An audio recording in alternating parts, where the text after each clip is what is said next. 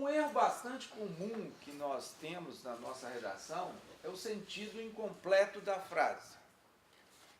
Sentido incompleto é quando ela deixa no ar essas perguntas. Você lê a frase e fica, o quê? Quem? De quê? Quer dizer, a pessoa não completou a frase. Eu cometo muito esse erro. E só nas releituras que eu descubro esses erros. Vou dar um exemplo dentro da minha área, mas vocês vão entender. Quando a pessoa escreve alta variabilidade e indícios de recombinação têm sido reportados na literatura, principalmente em populações de clima tropical. Vocês percebem ali onde é que está faltando informação, o sentido está incompleto?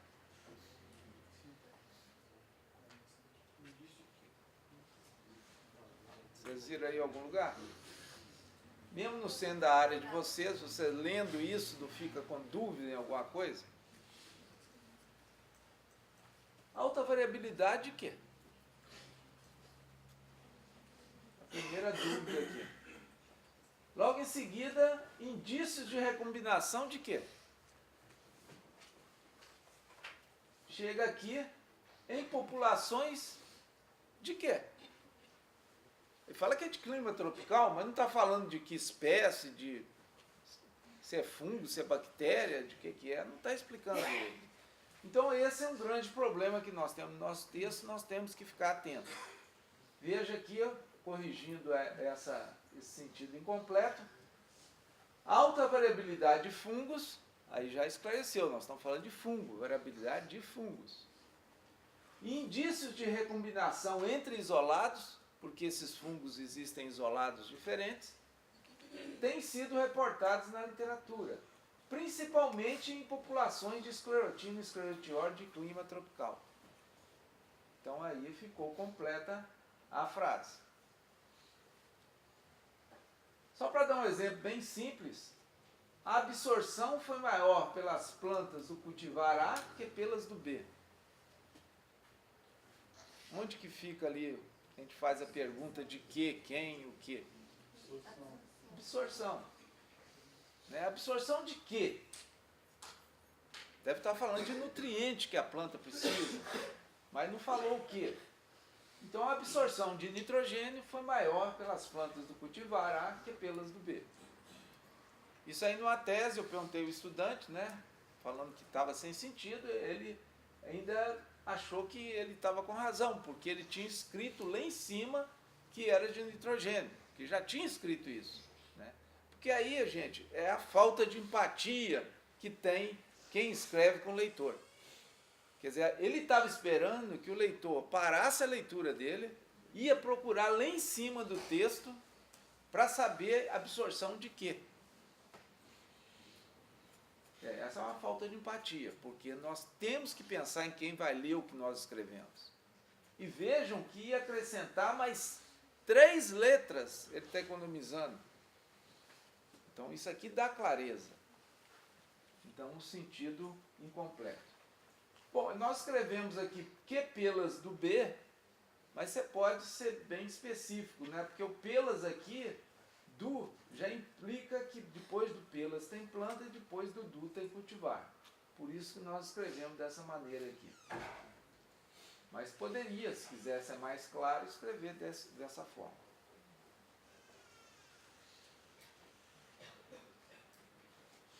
Colônias suspeitas foram selecionadas de cada placa. Onde cabe a pergunta ali de quê? Suspeitas de quê? Depois, lendo o trabalho que eu fui procurar lá, eu tive que voltar no trabalho para descobrir que ela estava falando de salmonela. Então, colônias suspeitas de salmonela foram selecionadas de cada placa. Surtos relacionados ao consumo de queijo contaminado com bactérias têm sido frequentemente relatados. Então, quando eu li essa frase, como não é muito da minha área, eu fui olhar no dicionário o que significa surtos, se de fato ele pede algum complemento. E no dicionário estava assim, aparecimento repentino. Então você tem que falar surto de quê? Possivelmente ali estava falando surto de diarreia, né? Deve ser alguma coisa desse tipo. Porque consumo de queijo contaminado possivelmente deve ter sido isso. Então faltou aqui complementar essa frase, ela está incompleta. Agora, na parte de escrita nossa científica, um erro bastante comum é a pessoa escrever assim: foi encontrado efeito linear para a característica pressão arterial. Esse aqui é um ponto importante e vai estar ligado com aquele que nós falamos do tipo de experimento de causa e efeito, né? Vejam bem, pressão arterial é variável dependente ou variável independente? Bom, depende, né? No caso aqui, possivelmente é dependente. Mas em alguns estudos a variável dependente, a pressão arterial, você pode até usar como variável dependente, né? Se você quer fazer grupos com diferentes pressões arteriais para medir alguma coisa. Pode ser, ela pode ser independente. Mas neste caso aqui parece que ela é variável dependente. Nós medimos a pressão arterial depois de ter aplicado alguns tratamentos. Mas vejam, quais são essas variáveis independentes? Elas não estão na frase. Houve efeito linear de quê? Nós sabemos que é sobre a pressão arterial. Mas não citamos qual foi a causa na frase. Você lembra que nós falamos que na ciência nós procuramos relações entre variáveis. Então, quando nós construímos uma frase, essas variáveis devem aparecer, a não ser que seja um estudo descritivo, que nós só temos uma variável, aí tudo bem. Mas se nós temos duas variáveis, a nossa frase deve conter as duas variáveis. Então vamos ver o que nós podemos melhorar nessa frase. Eu botei em amarelo, foi encontrado efeito linear. Vamos começar a praticar o que nós já falamos antes. Tem alguma palavra que nós podemos utilizar no lugar de foi encontrado, que fique o texto mais curto? Em vez de duas palavras, usarmos só uma? Houve, não é? Muito mais simples usar que houve efeito. Você gasta apenas uma palavra mais curta, né? Efeito linear para. Eu botei para em vermelho. Por quê? Essa preposição para está ligada a qual palavra anterior? Efeito, né?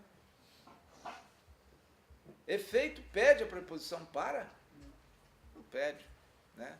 Se você olhar no dicionário de regência nominal, nós citamos aqui sábado passado, você vai ver que efeito pede sobre o em.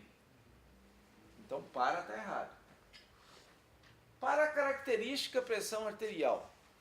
Nós vamos supor aí, né, que pressão arterial é a nossa variável dependente, é o dado que nós tomamos no nosso experimento. Por que essa característica é necessária nessa frase? Porque é muito comum a gente ver isso na tese. Por exemplo, na agronomia, toda hora, pessoal, a característica produtividade, a característica altura de planta, a característica... Isso é necessário? Ou não basta você colocar lá no material e método quais as características que você está avaliando? E depois parar de falar nessa palavra característica. Porque o leitor já sabe que pressão arterial é característica. Então não precisa ficar repetindo isso o tempo todo. Então vejam, houve efeito linear do número de caminhadas semanais, a nossa variável independente é essa. Então esse de que estava faltando é a variável independente, que é a causa, que é aquilo que o pesquisador estava controlando, porque ele fez grupos, um grupo que não caminhava, um grupo que caminhava 2 vezes por semana, um grupo que caminhava 4 vezes por semana e um grupo que caminhava 6 vezes por semana. Vamos supor que seja isso. E ele viu qual o efeito que tinha desta causa, que é a caminhada, sobre a pressão arterial, que é a variável dependente. Então veja que agora sim a frase está completa, tanto com a causa, que é número de caminhadas semanais, como com o efeito, que é a pressão arterial. Então aí ficou completa. Veja que nós usamos aqui o efeito, utilizando as duas preposições que o efeito pede, indicando aqui as variáveis. Uma coisa que vocês já podem começar a pensar, que eu vou comentar isso mais tarde, o que é lógico numa frase? Botar a variável dependente no início ou no final da frase? A variável independente. Ela é a causa. Nós falamos que ela vem primeiro. Sempre a causa é colocada primeiro. Então, gente, pensem bem, a lógica é que a causa venha antes do efeito. Na nossa frase também, nós vamos ver que isso traz alguns benefícios para a clareza e para evitarmos, muitas vezes, a voz passiva. Porque se a gente inverte botando o efeito na frente da causa, muitas vezes nós entramos na voz passiva. Eu vou mostrar isso mais para frente. Então nós tiramos essa palavra característica também, que não é necessário, e colocamos que o efeito rege as preposições sobre e em. Nós vimos isso no dicionário de regência nominal. Nós consultamos para ver o que essa palavra efeito pede como preposição. Então não é para. Porque hoje, como eu mostrei no sábado passado, tudo é para, né? Então as outras preposições estão desaparecendo porque todo mundo só usa para. Por exemplo, em inglês também é o mesmo problema. Aí, o isolamento do RNA é mais difícil. Não ficou incompleto? Você fica naquela pergunta, mais difícil em relação a quê?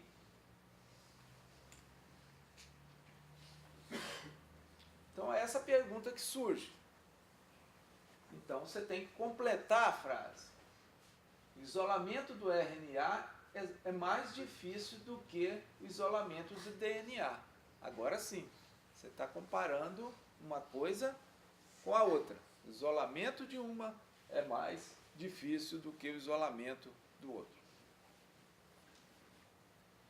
Sempre que aparecer mais ou menos no seu texto, e isso é outro erro comum, lembre-se que isso são comparativos. Você tem que falar em relação a quê? Porque se você não estiver usando esse comparativo, você põe grande, pequeno, que aí você não precisa complementar. Mas se você fala que é maior em relação a quê? Se você fala que é menor em relação a quê? Isso tem que ter complemento na frase, tem que completar a frase. Os pacientes do grupo A tiveram maior redução da pressão arterial. Veja aí, maior. Isso quer dizer que nós temos que completar e falar em relação com o que nós estamos comparando. Porque morreu a frase. Os pacientes do grupo A tiveram maior redução da pressão arterial. Mas em relação a que você está falando isso? Então tem que completar, né? Os pacientes do grupo A tiveram maior redução da pressão arterial que os do grupo B.